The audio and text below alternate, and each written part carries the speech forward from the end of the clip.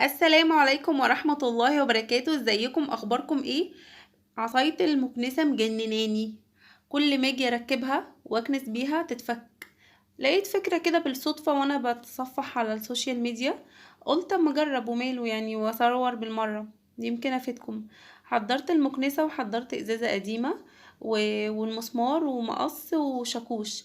اول حاجة هي قالت ان احنا هناخد غطا الازازة وهنقلبه كده يكون وشه لفوق، وهنجيب المسمار وندقه في المكنسة، ولازم يعني يكون المسمار طويل شوية علشان يدخل جوه المكنسة.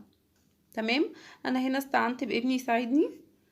بدأت ادق المسمار كده كويس جدا فيها علشان اخلي الغطا يمسك فيها كويس قوي ويبقى محكم.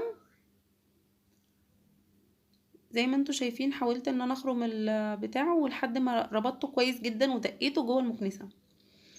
وجبت الازازة، قصيت الجزء اللي فيها من فوق بالظبط. وبعد كده هبدأ اربطه. هنا بدأت احس كده بالامان. يلا نشوف النتيجة. الآن مع المفاجأة.